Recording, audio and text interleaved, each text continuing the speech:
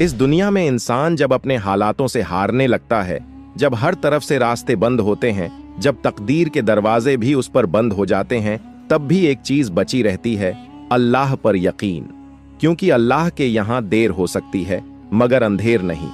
यही यकीन एक गरीब और मजबूर इंसान की कहानी है, जो अपने हालातों की जंजीरों में जकड़ा हुआ था, मगर अपने रब पर उसका ईमान कभी कमजोर नहीं पड़ा। कहानी की शुरुआत होती है एक छोटे से गांव से, जहां की गलियां तंग और मकान मिट्टी के बने हुए थे। गांव की हर सुबह जमीन की सौंधी खुशबू और मुर्गों की बांग के साथ होती थी। वहीं एक टूटी फूटी झोपड़ी में रहता था रईस अहमद। उसका नाम तो बड़ा रईस था, मगर हालत ऐसी कि 2 वक्त की रोटी भी मुश्किल से मयस्सर होती थी। उसकी उम्र करीबन 35 साल थी। रंग सांवला, दाढ़ी बढ़ी हुई और आंखों में मायूसी की परछाइयां झलकती थीं। रईस अहमद की बीवी का नाम था सबीहा, जो पतली दुबली और बेहद हसीन थी, मगर उसके चेहरे पर अब रौनक कम और फिक्र ज्यादा दिखाई देती थी। दोनों के 3 छोटे छोटे बच्चे थे, जैनब, फैज और इकरा। ये बच्चे भी हालात की तलखी में पले बढ़े थे, मगर उनकी मुस्कान में अब भी मासूमियत झलकती थी। रईस हर रोज सुबह तड़के उठता और गांव के बाहर एक छोटे से मैदान में लकड़ियां बटोरता। कभी कभी किसी अमीर के घर जाकर मजदूरी करता, मगर जो पैसे मिलते वो बच्चों की भूख मिटाने के लिए नाकाफी होते। उसका दिल बार बार तंगहाली से हार जाता, मगर फिर वो मस्जिद की तरफ जाता, वुजू करता और सजदे में गिरकर अपने रब से कहता, या रब, मेरे बच्चों को भूखा मत सुलाना, मेरे लिए रहमत का दरवाजा खोल दे। गांव में लोग उसे तानों से देखते, अरे रईस, तेरे नाम में ही अमीरी है, हालत तो देख। मगर रईस कभी जवाब नहीं देता। वो जानता था कि इंसान की जुबान तल्ख हो सकती है, मगर रब का करम कभी तल्ख नहीं होता। एक शाम जब सूरज ढल रहा था और गांव की मस्जिद से मुअज्जिन की अजान की सदा गूंज रही थी, रईस थका हारा अपने घर लौटा। उसके कपड़े मिट्टी से सने हुए थे, माथे पर पसीने की बूंदें और हाथों में छाले थे। घर में दाखिल होते ही उसकी बीवी सबीहा ने पूछा, खाना लाए हो? रईस ने आंखें झुका लीं, जेब में हाथ डाला और चंद सिक्के निकाले। इतने भी नहीं थे कि सबका पेट भर सके।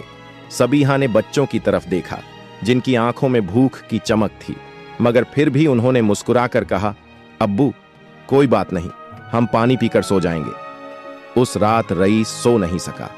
उसका दिल बैठा जा रहा था। उसने आसमान की तरफ देखा, वो तारों से भरा हुआ था। उसने मन ही मन कहा, या रब, क्या मेरी दुआ तेरे पास नहीं पहुंच रही, या तू मेरी आजमाइश कर रहा है? मुझे हिम्मत दे। उसने फिर से वुजू किया और 2 रकात नमाज अदा की। सजदे में उसका दिल पसीज गया और आंखों से आंसू बह निकले। या रब, तेरा करम देर से आता है, मगर आता जरूर है, मैं हार नहीं मानूंगा। इसी वक्त मस्जिद के इमाम साहब की आवाज गूंजी, कभी मत सोचो कि अल्लाह तुझे भूल गया, याद रख, उसके यहां देर है, अंधेर नहीं। ये अल्फाज रईस के दिल में ऐसे उतर गए जैसे अंधेरे में किसी ने दिया जला दिया हो। उसके दिल में उम्मीद की एक नई लौ जल उठी। रईस अहमद उस रात सोया नहीं। उसकी आंखों में नींद की जगह बेचैनी और दिल में बेजारी थी। मस्जिद की अजान और इमाम साहब की बातें उसके जहन में गूंज रही थीं, अल्लाह के यहां देर है, अंधेर नहीं। मगर हर लफ्ज के साथ उसकी हालत की तस्वीर उसकी आंखों के सामने नाचती रही। सूखी रोटियां, बच्चों की मासूम आंखों में भूख की चमक, सबीहा की थकी हुई मुस्कान। सुबह की सफेदी आसमान में उभरने लगी, मगर रईस की रात काली ही रही। उसने सोचा, क्या वाकई मेरे लिए भी कोई दरवाजा खुलेगा? क्या मेरी भी कोई किस्मत बदलेगी? उसने उठकर वुजू किया, 2 रकात नमाज पढ़ी और अपने दिल की गिरह खोल दी। उस दिन रईस ने फैसला किया कि वो हाथ पर हाथ धरकर नहीं बैठेगा। उसने अपनी पुरानी कमीज पहनी, सिर पर गमछा बांधा और लकड़ी की पुरानी टोकरी उठाकर शहर की तरफ चल पड़ा। गांव से शहर तक का रास्ता लंबा और थका देने वाला था। कच्चे रास्ते, धूल उड़ती हुई और साथ में चिलचिलाती धूप। मगर रईस के कदमों में अब हौसला था। शहर पहुंचकर वो एक बड़े बाजार में पहुंचा, जहां हर तरफ दुकानें सजी हुई थीं। लोग खरीदारी में मशगूल थे और मजदूर अपने काम में डूबे हुए थे। रईस ने चारों तरफ देखा, किसी दुकान में काम मिल जाए, कोई बोझ उठाने का काम या कोई सामान पहुंचाने का काम। मगर हर जगह उसे एक ही जवाब मिला, भाई, काम वाले बहुत हैं, तुझे कहां काम देंगे। रईस ने हार नहीं मानी। एक छोटे से होटल के बाहर खड़ा होकर उसने होटल मालिक से कहा, हुजूर, अगर जरूरत हो तो मैं बर्तन धो दूं, फर्श साफ कर दूं, कोई भी काम कर लूंगा। होटल मालिक ने उसकी हालत देखी और तरस खाकर कहा, अच्छा आजा, पीछे जाकर बर्तन धो दे, लेकिन पैसे बहुत कम मिलेंगे। रईस ने बिना किसी शिकायत के हामी भर दी, जैसी आपकी मर्जी। दिन भर उसने बर्तन धोए, तेल से सने, गंदे और बदबूदार। उसकी उंगलियों में छाले पड़ गए, मगर उसने रब का शुक्र किया कि आज उसके बच्चों का पेट भरेगा। जब शाम हुई और होटल बंद होने लगा तो मालिक ने उसे कुछ सिक्के पकड़ा दिए, इतने कम कि वो एक वक्त का खाना भी मुश्किल से ले सके। मगर रईस ने उन सिक्कों को अपनी मुट्ठी में मजबूती से पकड़ा और दिल ही दिल में कहा, या रब, ये तेरे करम की पहली बूंद है, आगे बारिश भी होगी। शाम को लौटते वक्त रईस ने देखा कि बाजार के कोने में एक बूढ़ा फकीर बैठा है, सफेद दाढ़ी, हाथ में एक पुराना कटोरा और आंखों में गम की गहराई। रईस की जेब में गिने चुने सिक्के थे, मगर फिर भी उसका दिल पसीज गया। उसने एक सिक्का निकालकर बूढ़े फकीर के कटोरे में डाल दिया। फकीर ने उसकी तरफ देखा और धीमी आवाज में कहा, बेटा, तेरा सिक्का तुझे बहुत कुछ लौटा कर देगा। अल्लाह तुझ पर अपना करम जरूर करेगा। याद रख, उसकी राह में जो देता है वो खोता नहीं है। रईस ने उस लम्हे को अपने दिल में बसा लिया। घर लौटकर उसने देखा कि बच्चे भूखे उसका इंतजार कर रहे थे। उसने बाजार से लाए गए थोड़े से खाने को सबके सामने रखा, एक रोटी, कुछ चावल और पानी। सबने शुक्र करते हुए खाना खाया। सबीहा ने रईस की तरफ देखते हुए धीमे लहजे में कहा, अल्लाह तेरा करम करे, देखो आज भी बच्चों का पेट भरा। रईस ने जवाब दिया, अभी बहुत कुछ देखना बाकी है, मेरी तकदीर भी बदलेगी इंशाअल्लाह। उस रात उसने आसमान की तरफ देखा, जहां चांदनी अपनी पूरी रोशनी बिखेर रही थी। उसका दिल भी अब थोड़ा हल्का हो गया था। उसे लगा जैसे चांदनी की सफेदी में उसका दर्द भी घुल रहा है। वो जानता था कि यह सिर्फ शुरुआत है, आजमाइश का दरवाजा खुला है, मगर इस दरवाजे के उस पार शायद उसकी मेहनत का सिला, उसकी दुआओं की मंजूरी और उसकी तकदीर का नया सफा लिखा है।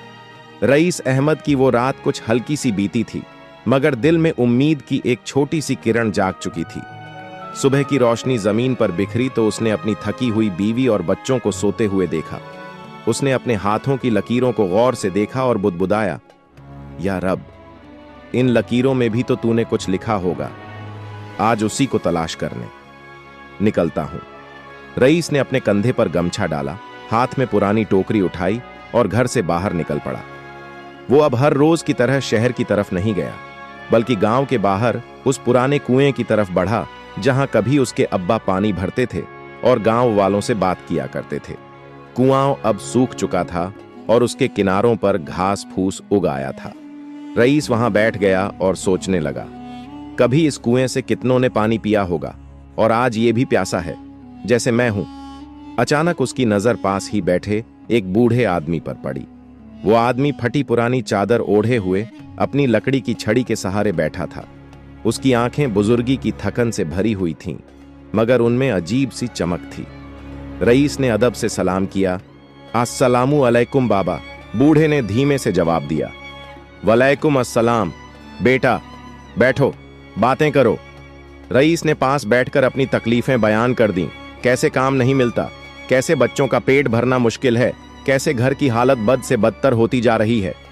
बूढ़े ने उसकी बात गहरी तवज्जो से सुनी, फिर अपनी सूखी आवाज में कहा, बेटा, रोजी की तलाश सिर्फ बाजार में नहीं होती, रोजी वहां भी होती है जहां लोग नहीं देखते। क्या तूने कभी खेतों की तरफ देखा? क्या तूने सोचा कि जमीन खुदा की नेमत है और वो किसी को भी खाली हाथ लौटाता नहीं? रईस ने हैरानी से पूछा। मगर बाबा, जमीन तो मेरी नहीं है, मैं कैसे उसमें काम करूं? बूढ़ा मुस्कुराया और अपनी छड़ी से दूर एक खाली पड़ी जमीन की तरफ इशारा किया। वो जमीन सरकारी है, मगर उस पर कोई काम नहीं करता। जा, वहां मेहनत कर, बीज बो, पानी ला, खुदा की रहमत से तेरा घर भी आबाद होगा और तेरी तकदीर भी। रईस ने उस बूढ़े की बातों में एक अजीब सी सुकून भरी गहराई महसूस की, जैसे उसके दिल में किसी ने यकीन की एक नई लौ जला दी हो। वो तुरंत उठा, उस जमीन की तरफ गया और अपने हाथों से जमीन को टटोलने लगा। मिट्टी नरम थी मगर सूखी। उसने सोचा, पानी लाऊंगा, बीज डालूंगा, मेहनत करूंगा। वो वापस घर गया और अपनी बीवी सबीहा को सारी बात बताई। सबीहा की आंखों में भी एक चमक आ गई। अगर रब ने चाहा तो ये सूखी जमीन भी हरी हो जाएगी। मैं भी तेरे साथ चलूंगी। अगले दिन से रईस और सबीहा दोनों उस जमीन पर काम करने लगे। रईस मिट्टी को खोदता, सबीहा उसमें बीज डालती और दोनों साथ मिलकर उस जमीन को पानी देते। गांव वालों ने उन्हें ताने मारे, अरे रईस, ये बेकार जमीन में क्या मिलेगा, इतनी मेहनत करके भी कुछ नहीं उगेगा। मगर रईस ने किसी की बातों की परवाह नहीं की। उसका दिल अब यकीन से भर चुका था। दिन बीते, हफ्ते बीते और एक रोज जब रईस जमीन पर पहुंचा तो उसने देखा कि वहां छोटे छोटे हरे अंकुर निकलने लगे हैं। उसकी आंखों में आंसू आ गए। वो रो पड़ा, मगर इस बार ये आंसू दर्द के नहीं थे, बल्कि उस यकीन की तस्दीक के थे जो अब उसकी मेहनत में रंग ला रहा था। उसने जमीन को छूकर कहा, या रब, तेरा करम शुरू हो गया है। रात को घर लौटकर उसने बच्चों को यह खुशखबरी दी। सबीहा ने खुशी से सजदा किया और कहा, अल्लाह, तेरा शुक्र है। रईस को अब अपनी मेहनत की राह नजर आने लगी थी। ये जमीन अब उसकी रोजी का जरिया बनने वाली थी। मगर ये तो बस शुरुआत थी। आगे की राह में बहुत सी आजमाइशें, मुश्किलें और अल्लाह की रहमत के नए दरीचे खुलने वाले थे। रईस अहमद की जिंदगी में अब वो वक्त आ चुका था जहां मेहनत की मिट्टी में उम्मीद की पहली नन्ही कोपलें निकल रही थीं। हर सुबह की पहली किरण के साथ वो जमीन पर पहुंचता, हल्का सा ओस की नमी उसके पांवों को भिगो देती और मिट्टी की सौंधी महक उसके दिल को ताजगी से भर देती। सबीहा और बच्चे भी अब उसके साथ काम में हाथ बटाने लगे थे। जैनब और फैज मिट्टी में खेलते हुए बीज चुनकर रखते और इकरा अपनी छोटी हथेलियों से पानी छिड़कती। गांव वालों की बातें अब भी पीछे नहीं हटी थीं। कोई कहता, रईस दीवाना हो गया है, बेकार जमीन में मेहनत डाल रहा है। कोई हंसता, कभी खेत का मालिक बनेगा ये गरीब मजदूर। मगर रईस अब इन बातों को अपने कानों में घुसने नहीं देता था। उसके कानों में अब सिर्फ एक आवाज गूंजती थी, अल्लाह के यहां देर है, अंधेर नहीं। दिन गुजरते गए और धीरे धीरे उस सूखी जमीन पर हरियाली उगने लगी। छोटे छोटे पौधे अब बड़े हो रहे थे। उनकी हरी पत्तियां हवा में लहरातीं और उनमें नमी की एक खास खुशबू होती। जब हवा चलती तो वो पौधों की सरसराहट में जैसे कोई दुआ की आवाज सुनाई देती, जैसे रईस की मेहनत और सबीहा की उम्मीदों की कहानी हवा में बिखर रही हो। एक दिन गांव का वही बूढ़ा बाबा फिर रईस के खेत की तरफ आया। उसने देखा कि जमीन अब हरी हो चुकी है और पौधे फूलों से लदने लगे हैं।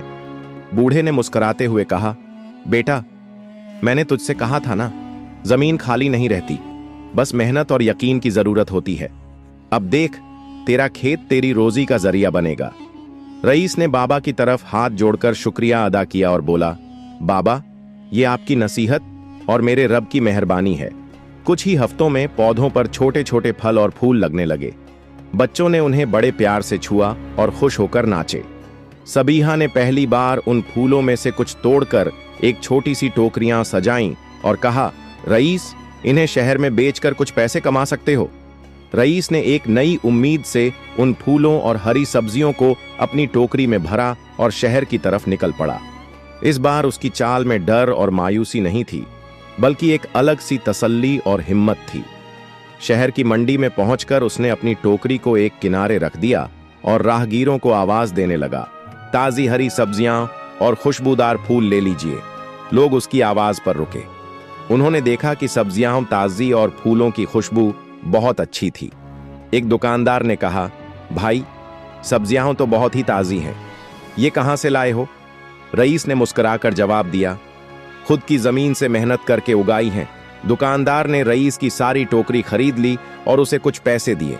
उतने की रईस की आंखों में आंसू भर आए। ये पैसे उसके बच्चों के लिए दूध, घर के लिए अनाज और कुछ नए कपड़ों के लिए काफी थे। शाम को घर लौटकर उसने सबीहा और बच्चों को वो पैसे दिए। सबीहा ने खुशी से उसका माथा चूमा और कहा, अल्लाह, तेरा शुक्र है, ये तेरे सब्र का इनाम है। रईस ने आसमान की तरफ हाथ उठाए और कहा, या रब, तूने मेरी मेहनत को बेकार नहीं जाने दिया, तेरा करम कभी थमता नहीं। उस रात सबके चेहरों पर मुस्कुराहट थी।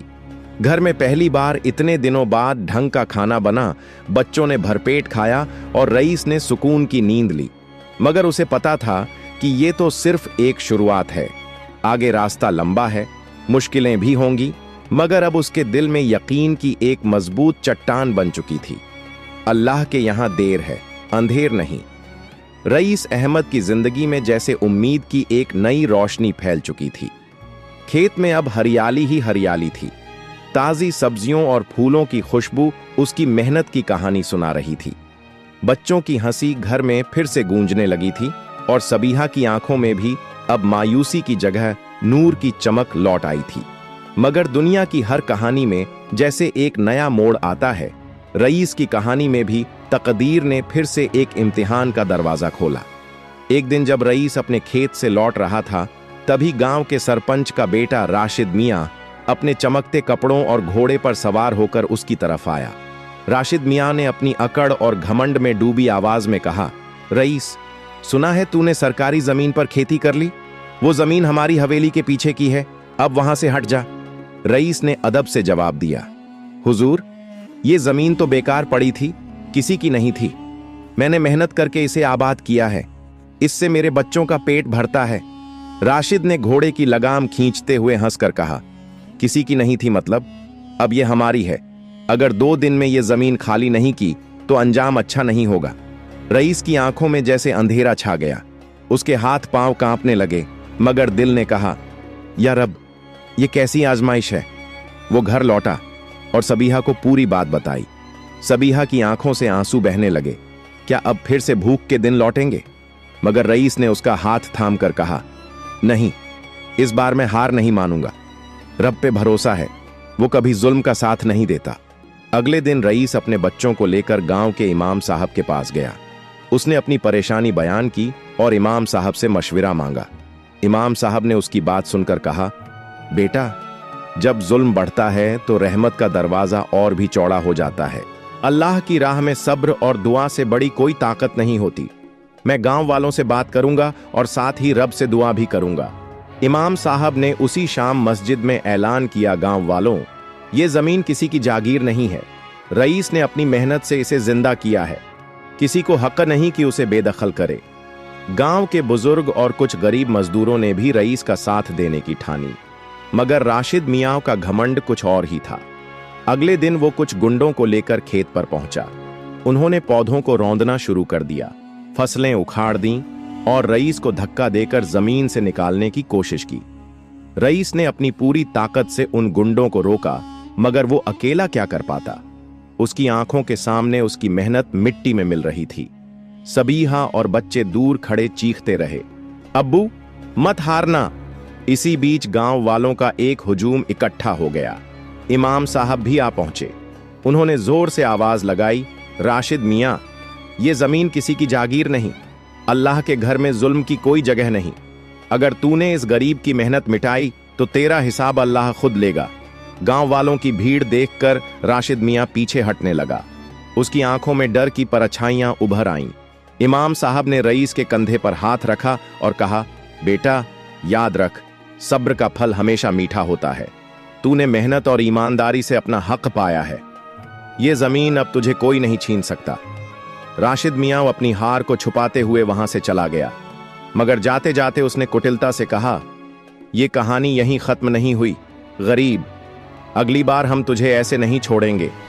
रईस की आंखों में आंसू थे, मगर इस बार वो आंसू डर के नहीं थे।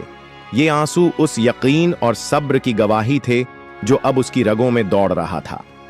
उसने अपने बच्चों को सीने से लगाया और सबीहा की आंखों में देखते हुए कहा, अब चाहे कितनी भी आंधियां आए, मैं नहीं झुकूंगा। रब ने मेरा हाथ थामा है। उस रात घर में सबने मिलकर शुक्राने की नमाज पढ़ी और दुआ मांगी, या रब, हमें मजलूमों में मत लिख, हमें अपने करम की बारिश में भिगो दे। रईस अहमद की जिंदगी की कहानी अब गांव भर में फैल चुकी थी। उसकी मेहनत, उसकी ईमानदारी और उसकी जमीन पर मजलूमाना कब्जे की कोशिश ने हर दिल को हिला दिया था। मगर यह तो बस एक शुरुआत थी, एक ऐसी कहानी की जिसकी गहराई में इम्तिहान, सब्र और यकीन की दरिया थी। रात गहरी हो चुकी थी। आसमान पर बादलों का घिराव था और रह रहकर बिजलियां चमक रही थीं। रईस अपने छोटे से घर की छत पर बैठा आसमान की तरफ देख रहा था। उसकी आंखों में आंसू थे, मगर उन आंसुओं में इस बार मायूसी नहीं, बल्कि उम्मीद का उजाला था। उसने आसमान की तरफ हाथ उठाकर दुआ मांगी, या रब्बुल आलमीन, तू जानता है मेरे हालात, तूने ही मुझे मेहनत करने की ताकत दी और तू ही मेरी मेहनत का रखवाला है। मेरी औलाद भूखी न सोए, मेरी बीवी के चेहरे से मायूसी मिटा दे और मुझे इस जमीन का सच्चा मालिक बना दे। इसी दरमियान दूर से आती तेज हवाओं की आवाजें सुनाई दी। गांव में एक आंधी उठने लगी थी, पेड़ों की शाखें हिल रही थीं, धूल उड़ रही थी और लोगों ने अपने दरवाजे बंद कर लिए। रईस ने अपने बच्चों को गोद में लेकर घर के अंदर बिठा दिया और सबीहा से कहा, डरना मत, ये तूफान भी रब की रहमत का हिस्सा है। हर आंधी के बाद बारिश आती है। आधी रात को बारिश शुरू हुई। बूंदों की सरसराहट और छत पर गिरती बारिश की रागिनी ने जैसे रईस के दिल को सुकून दिया। ये बारिश मामूली नहीं थी, ये बारिश उस जमीन के लिए थी जिस पर रईस ने मेहनत की थी। खेत की प्यासी मिट्टी इस बारिश की हर बूंद को अपने अंदर समेट रही थी। वो सूखी जमीन अब पानी से भीग चुकी थी और उसमें से मिट्टी की सौंधी खुशबू उठ रही थी, जैसे रब अपनी रहमत को जमीन पर उतार रहा हो। सुबह हुई तो गांव के लोग ये देखकर दंग रह गए कि रईस की जमीन पर हरियाली और भी ज्यादा निखर उठी थी। पौधों की पत्तियां ताजा और चमकदार हो चुकी थीं और उन पर फूल और फल पहले से ज्यादा नजर आने लगे थे।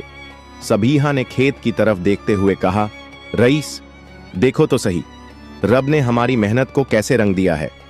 रईस की आंखों से आंसू गिर पड़े और उसने सजदे में गिरकर शुक्र अदा किया।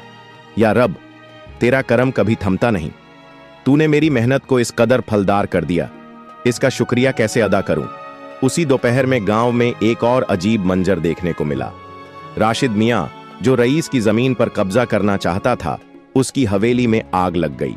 लोग इधर उधर दौड़ने लगे, मगर आग इतनी तेज थी कि हवेली का आधा हिस्सा जलकर राख हो गया।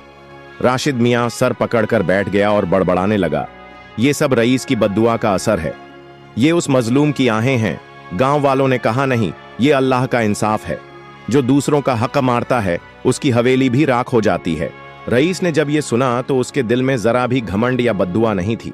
उसने सिर्फ इतना कहा, अल्लाह की रहमत और उसकी सजा दोनों ही हक हैं, मगर मैं अपने रब से रहमत मांगता हूं, बद्दुआ नहीं। गांव का सरपंच, जो पहले राशिद मियां के पक्ष में था, अब खुद रईस के घर आया। उसने अदब से कहा, रईस भाई, तुमने अपनी मेहनत और ईमानदारी से ये जमीन फसलदार की है, अब कोई भी इस पर दावा नहीं कर सकता। हम पंचायत में ये फैसला करेंगे कि ये जमीन तुम्हारी है। रईस ने सरपंच की बात सुनकर सिर झुकाकर शुक्र अदा किया, शुक्रिया, मगर ये मेरा हक नहीं है, ये मेरे रब का करम है। कुछ ही दिनों में रईस की जमीन पर इतनी पैदावार हुई कि उसने शहर की मंडी में सब्जियां और फूलों की अच्छी कीमत में बेचना शुरू कर दिया। लोग उसकी मेहनत और माल की ताजगी देखकर खुद ब खुद उसके पास आने लगे। वो अब हर रोज शहर जाता, अच्छे कपड़े पहनकर, सिर ऊंचा करके और मन में रब की रहमत की याद लिए। बच्चे स्कूल जाने लगे, सबीहा की तबीयत संभलने लगी और घर में बरकत उतरने लगी। मगर रईस जानता था कि यह कहानी यहीं खत्म नहीं हुई। रहमत के साथ इम्तिहान भी आते हैं। एक रात जब सब सो रहे थे, रईस ने आसमान की तरफ देखते हुए बुदबुदाया, या रब, तूने मुझे संभाला, मुझे इज्जत दी, मगर मैं जानता हूं कि यह दुनिया फानी है, अब भी तेरा करम चाहिए। मेरे बच्चों की तकदीर में तू रहमत लिख दे और मेरे दिल को सब्र और शुक्र से भर दे। और आसमान पर चांद मुस्करा रहा था, जैसे रईस की दुआओं का जवाब दे रहा हो। रईस अहमद की कहानी ने अब तक एक मजलूम की मेहनत और यकीन की मिसाल पेश की थी, मगर अल्लाह की कुदरत इंसान की तकदीर को कब, कैसे और कहां मोड़ दे, ये किसी को इल्म नहीं। रईस की जिंदगी में अब एक नया मोड़ आने वाला था, ऐसा मोड़ जो न सिर्फ उसकी दुनिया बल्कि पूरे गांव की तस्वीर बदल देने वाला था। एक रोज रईस अपने खेत पर काम कर रहा था। पौधों की देखभाल, पानी देना, घास फूस हटाना, ये सब उसकी दिनचर्या का हिस्सा बन चुका था। तभी उसने देखा कि गांव के बाहर से कुछ अजनबी लोग आ रहे हैं। उनके हाथ में कागज के बंडल, मापन की टेप और नक्शे थे। उनके कपड़े साफ, हाथ में चमकदार घड़ियां और आंखों में शहरी अकड़। रईस ने उन्हें अदब से सलाम किया। अस्सलामु अलैकुम जनाब, आप लोग कौन हैं और यहां किस काम से आए हैं? एक आदमी ने नक्शा खोलकर दिखाया और सूखी आवाज में कहा, यह जमीन अब सरकारी प्रोजेक्ट के तहत ली जा रही है। यहाँ एक बड़ी सड़क बनने वाली है जो गांव को शहर से जोड़ेगी। तुम्हारी ये जमीन अब सरकार की है। रईस के पांवों तले जमीन खिसक गई। उसने कांपती आवाज में पूछा, मगर ये जमीन तो मैंने मेहनत से आबाद की है, इसमें मेरा खून पसीना मिला है। दूसरे आदमी ने कागजों का बंडल उसके सामने रखते हुए कहा, यह सरकारी ऑर्डर है, हम यहां सड़क बनाएंगे और जो लोग यहां रह रहे हैं उन्हें दूसरी जगह बसाया जाएगा। तुमको भी कुछ मुआवजा मिलेगा, मगर अब यह जमीन हमारी है। रईस की आंखों में आंसू भर आए। उसने आसमान की तरफ देखा और बुदबुदाया, या रब, ये कैसी नई आजमाइश है, अब फिर मेरी मेहनत छिन जाएगी। मगर इस बार उसने हार मानने की बजाय लड़ने का फैसला किया। उसने गांव वालों को इकट्ठा किया और उन्हें सारी बात बताई। कुछ लोग डर गए, रईस भाई, सरकार से कौन भिड़े, उनका हुक्म है, मानना पड़ेगा। मगर रईस ने पहली बार आवाज बुलंद की, नहीं, ये जमीन हमारी मेहनत की है, सरकार हमसे जबरदस्ती इसे नहीं ले सकती। हमें मिलकर अपनी जमीन और हक की लड़ाई लड़नी होगी। गांव में पहली बार एकजुटता की लहर उठी। लोग बैनर बनाने लगे, रैली की तैयारी करने लगे। रईस ने कुछ पढ़े लिखे नौजवानों की मदद ली जो कानून और अधिकारों की जानकारी रखते थे। उन्होंने एक याचिका तैयार की और उसे जिला कचहरी में दाखिल किया। रईस ने शहर जाकर वकीलों से भी मदद ली। वहां उसकी सादगी और ईमानदारी ने एक बड़े वकील फैसल मियां का दिल जीत लिया। फैसल मियां ने कहा, रईस भाई, ये मामला बड़ा है, मगर मैं तुम्हारे साथ हूं, हम मिलकर लड़ेंगे। अब रईस की कहानी एक मजलूम मजदूर की मेहनत की कहानी से एक इनकलाब की कहानी बनने लगी थी। गांव में जगह जगह मीटिंग्स होने लगीं, लोग अपने हक की बात करने लगे। रईस की आवाज गांव वालों की आवाज बन गई। सरकारी अफसरों ने कई बार उसे डराने की कोशिश की, धमकियां दी, अगर तुमने विरोध किया तो जेल भेज देंगे। मगर रईस ने कहा, अगर हक के लिए जेल भी जाना पड़े तो जाऊंगा, मगर जमीन नहीं छोड़ूंगा। और फिर आया वो दिन जब जिला कोर्ट में रईस की याचिका पर सुनवाई हुई। कोर्ट में सरकारी वकीलों ने अपने दस्तावेज और कानून की दलीलें पेश कीं। मगर जब रईस की तरफ से फैसल मियां ने उसकी मेहनत, उसके बच्चों की भूख और उसकी दुआओं की दास्तान सुनाई तो पूरा कोर्ट हाल खामोश हो गया। फैसल मियां ने कोर्ट से कहा, हुजूर, ये मामला सिर्फ जमीन का नहीं है, ये इंसानियत और इंसाफ का मामला है। एक मजलूम की मेहनत, उसका हक और उसके बच्चों का पेट दांव पर है। क्या हम उसे यूं ही कुचल देंगे? कोर्ट ने फैसला सुरक्षित रखा। बाहर रईस और गांव वाले इंतजार कर रहे थे। सबकी आंखों में उम्मीद और दिलों में डर था। मगर रईस ने सबको ढांढस बंधाया, सब्र करो, रब की अदालत से बड़ा कोई अदालत नहीं। अल्लाह की रहमत से हमें हमारा हक मिलेगा। रईस अहमद और गांव वालों के सब्र, मेहनत और यकीन ने अब एक नई कहानी लिखनी शुरू कर दी थी। जिला अदालत में उस दिन की सुनवाई के बाद सबकी निगाहें फैसले पर लगी थीं। फैसले का दिन आ चुका था। रईस, सबीहा, बच्चे, गांव वाले और फैसल मियां कोर्ट पहुंचे। लोगों की भीड़ इतनी थी कि कोर्ट हॉल छोटा पड़ गया। सबकी आंखों में दुआओं की चमक और दिलों में इंसाफ की उम्मीद थी। कोर्ट की घंटी बजी और जज साहब ने फैसला सुनाया। उनकी आवाज गंभीर थी, मगर उसमें इंसाफ की ताकत झलक रही थी। रईस अहमद और गांव वालों की मेहनत और उनके कानूनी हक को देखते हुए अदालत सरकारी जमीन के कब्जे और सड़क निर्माण की योजना को रद्द करती है। रईस अहमद को उसका खेत और जमीन वापस दी जाती है। साथ ही सरकारी अफसरों को आदेश दिया जाता है कि इस गांव में रोजगार और शिक्षा के साधनों को बढ़ाया जाए ताकि ऐसे हालात दोबारा न हो। पूरा कोर्ट हॉल तालियों और अल्लाहू अकबर की सदाओं से गूंज उठा। रईस की आंखों से आंसू बहने लगे। उसने सजदे में गिरकर रब का शुक्र अदा किया, या रब, तूने मेरी मेहनत को बेकार नहीं जाने दिया, तू ही असली इंसाफ करने वाला है। गांव वापस लौटते ही लोगों ने जश्न मनाना शुरू किया। सबीहा ने अपने बच्चों को सीने से लगाया और कहा, बच्चों, ये तुम्हारे अब्बू की मेहनत और सब्र का इनाम है। अल्लाह ने हमें फिर से रोजी और इज्जत दी है। गांव में एक नई जागरूकता की लहर दौड़ पड़ी। लोग अब एकजुट होकर गांव की तरक्की की बातें करने लगे। पढ़े लिखे नौजवानों ने मिलकर एक कमेटी बनाई जो गांव में शिक्षा, सफाई और बच्चों के लिए स्कूल बनाने की योजना पर काम करने लगी। इमाम साहब ने मस्जिद में ऐलान किया, यही वक्त है जब हम सब मिलकर अपने बच्चों की तकदीर को रोशन करें। मेहनत और यकीन की कहानी सिर्फ रईस अहमद की नहीं, हम सब की होनी चाहिए। रईस अब गांव का हीरो बन चुका था, मगर उसने घमंड की जगह विनम्रता को चुना। उसने खेतों में और मेहनत शुरू कर दी। इस बार गांव वालों ने मिलकर उसकी मदद की। कोई पानी लाता, कोई खेत की निराई करता, कोई बीज बोता। गांव में अब बेरोजगारी कम होने लगी थी। राशिद मियां, जिसने पहले जमीन हड़पने की कोशिश की थी, अब गांव में अपनी गलती मान चुका था। उसने रईस से माफी मांगी और कहा, मुझे मेरे किए पर अफसोस है। अल्लाह तुम्हें और तुम्हारे बच्चों को खुश रखे। रईस ने उसे माफ कर दिया और कहा, माफी मांगना बहादुरी है। चलो अब हम सब मिलकर गांव को आगे बढ़ाते हैं। गांव में अब सिर्फ खुशहाली की हवा नहीं, बल्कि इंसाफ और भाईचारे की खुशबू फैल चुकी थी। मगर तकदीर की किताब में आखिरी पन्ने पर एक और कहानी लिखी थी, एक आखिरी इम्तिहान जो रईस की जिंदगी को हमेशा के लिए बदल देने वाला था। गांव की तरक्की और रईस की मेहनत की कहानी अब दूर दूर तक फैल चुकी थी। मगर इंसान की जिंदगी में इम्तिहान का सिलसिला कभी खत्म नहीं होता। एक रात जब सब सो रहे थे, तभी गांव के बाहर से अजीब सी हलचल की आवाजें आने लगीं। रईस बाहर निकला तो देखा कि कुछ लोग, शायद बाहर से आए लुटेरे, गांव की मंडी और लोगों के खेतों में आग लगाने की कोशिश कर रहे थे। रईस ने बिना डरे अपने गांव वालों को इकट्ठा किया और कहा, हम अपनी मेहनत और रोजी को यूं बर्बाद नहीं होने देंगे। रब के नाम पर लड़ेंगे, मगर जुल्म के सामने नहीं झुकेंगे। लोगों ने मशालें और डंडे उठाए और रईस की अगुवाई में सब मिलकर उन लुटेरों का सामना करने लगे। एक तरफ अंधेरे में लपटें उठ रही थीं, दूसरी तरफ गांव वालों का हौसला। सबीहा और बच्चों ने मस्जिद में बैठकर दुआ की, या अल्लाह हमारे गांव और मेहनत को बचा ले। कई घंटे तक संघर्ष चला। आखिरकार लुटेरे हार कर भाग गए, गांव बच गया। मगर इस झगड़े में रईस को गंभीर चोटें आईं। वो जमीन पर गिर पड़ा।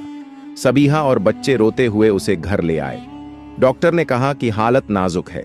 गांव वालों ने मस्जिद में दुआओं का दौर शुरू कर दिया। रईस ने आधी रात को सबीहा का हाथ थामा और कहा, सबीहा, अगर मेरी सांसें थम जाईं तो बच्चों को यही सिखाना कि मेहनत और ईमानदारी का रास्ता कभी मत छोड़ना।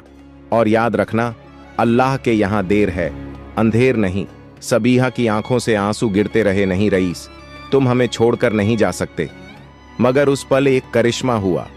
मस्जिद में इमाम साहब ने जो दुआ की थी, उसकी बरकत से रईस की सांसें स्थिर होने लगीं, जैसे रब ने उसके लिए रहमत का दरवाजा फिर से खोल दिया।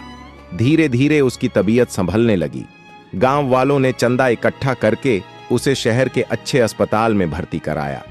कुछ ही हफ्तों में रईस ठीक होकर वापस लौट आया, मगर अब वो पहले से कहीं ज्यादा मजबूत, यकीन से भरा और गांव के बच्चों का हीरो बन चुका था। गांव में अब हर रोज सुबह की अजान के साथ मेहनत की नई कहानी शुरू होती। बच्चे स्कूल जाने लगे, खेतों में हरियाली लहराने लगी और लोगों ने रईस को अपना रहनुमा बना लिया। रईस ने गांव में एक छोटा सा मदरसा और एक मुफ्त का स्कूल शुरू करवाया, ताकि किसी बच्चे को तालीम से महरूम न रहना पड़े। अंत में रईस की कहानी ने यह साबित कर दिया, अल्लाह के यहां देर है, अंधेर नहीं। मेहनत, सब्र और दुआ कभी बेकार नहीं जाती। रब की रहमत हर मजलूम के साथ होती है। यह कहानी यहीं मुकम्मल होती है, एक ऐसे इंसान की कहानी जिसने मेहनत, सब्र और यकीन से अपनी तकदीर बदली और अपने गांव की तकदीर भी।